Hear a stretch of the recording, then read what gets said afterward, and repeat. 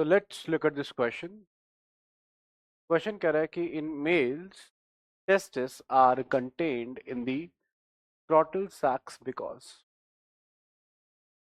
बहुत ही बेसिक सा क्वेश्चन है ये। वो आपसे सिर्फ ये पूछ रहा है कि जो टेस्टिस है जो टेस्टिस है वो स्क्रोटम सैक्स में क्यों है, कि क्या फंक्शन है कि वो स्क्रोटम सैक्स में है। वो बाहर एब्डोमेन में, सॉरी, अंदर एब्डोमेन में भी रह सकती है।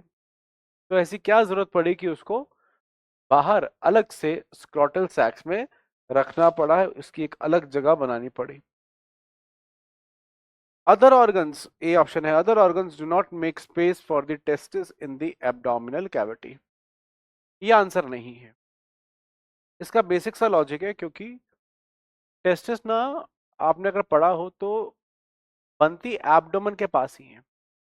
किडनी के पास टेस्टिस बनती है सेम वहीं पर जहां पर फ्रॉग की टेस्टिस होती है। अगर आपने फ्रॉग का रिप्रोडक्टिव सिस्टम पढ़ा हो तो जहां फ्रॉग की टेस्टिस होती है किडनी के पास, वैसे ही ह्यूमन में टेस्टिस वहीं किडनी के पास बनती है।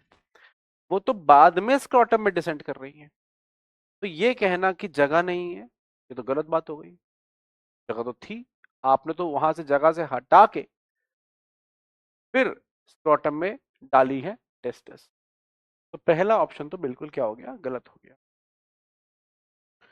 दूसरा कह रहा है testis in the abdomen will hamper maturation of the sperms. वो कह रहा है टेस्टिस एब्डोमेन में हुई तो स्पर्म मैच्योर नहीं करेंगे। हो सकता है कि वो मैच्योर ना करें, लेकिन उससे ज्यादा इंपॉर्टेंट ये है कि स्पर्म बनेंगे ही नहीं। तो मैच्योरेशन की बात फॉर्मेशन के बाद आएगी। एब्डोमेन का टेम्परेचर थोड़ा सा कंपैरेटिवली हाई होता है, उस लिहाज से जो टेम्परेचर हमें चाहिए स्पर्मेटोजेनेसिस के लिए। स्पर्मेटोजेनेसिस के लिए जो ऑप्टिमम टेम्परेचर होता है वो करीब करीब आप समझिए कुछ 35 डिग्री सेल्सियस, या आप कह सकते हैं 34.5 से 35 डिग्री सेल्सियस का टेम्परेचर चाहिए होता है। लेकिन एब्डोमेन के अंदर 37 डिग्री सेल्सियस टेम्परेचर होता है, जो कि ऑप्टिमम नहीं है फॉर दी स्पर्म फॉर्मेशन। तो स्पर्म बनेंगे ही नहीं एब्डोमेन में, तो मैच्योरिटी की बात कहां से आएगी। तो ये ऑप्शन भी क्या हो जाएगा, गलत हो जाएगा। तीसरा है, क्यों है स्क्रोटल सैक्स में टेस्टिस, क्योंकि it provides temperature that is slightly lower. कितना लोअर, एनसीईआरटी लिखती है साफ साफ 2 से 2.5 degree come, 2 to 2.5 degree Celsius come temperature होता है स्क्रोटम में। स्क्रोटम बाहर होता है, ठीक है। और ये जो टेम्परेचर है, ये फंक्शनल स्पर्म्स यानी जिनकी मोटिलिटी अच्छी हो, जिनका नंबर अच्छा खासा हो, उनको बनाने के लिए क्या है, इंपॉर्टेंट है। ये बात एकदम क्या है, ठीक है। तो हमारा आंसर क्या हो जाना चाहिए, सी हो जाना चाहिए।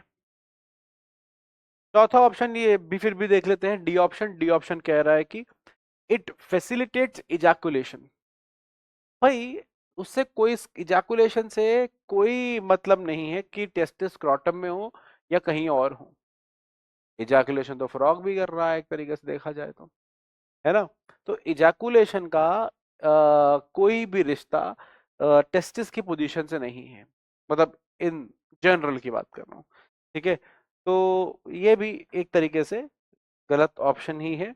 तो जो उसमें सबसे अप्रोप्रिएट आंसर है, ठीक है, वो कौन सा आंसर है, वो ये आंसर है कि स्क्रोटम में टेस्टिस क्यों है, क्योंकि स्क्रोटम के अंदर थोड़ा सा टेम्परेचर लो रहता है इसके कंपैरिजन में, एब्डोमेन के कंपैरिजन में।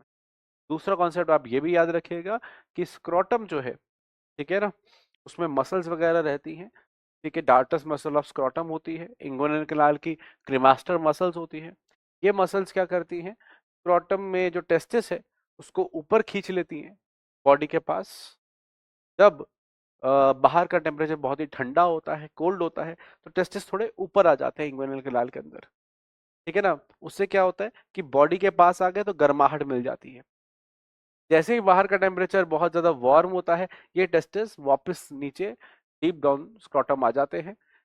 ठीक है ना, ताकि इनको थोड़ी सी अच्छी खुली हवा मिले, एब्डोमेन से ये दूर आ जाए। ठीक है, तो इस तरीके से भी स्क्रोटम हेल्प करता है in maintaining the temperature, that is 2 to 2.5 degree lower than the abdomen, which is given clearly in your NCERT.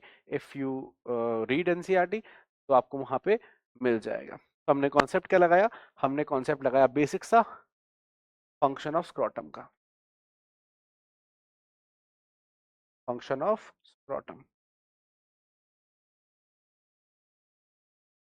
ठीक है, तो ये हो गया आपका कॉन्सेप्ट यूज्ड और ये हो गया आपका आंसर।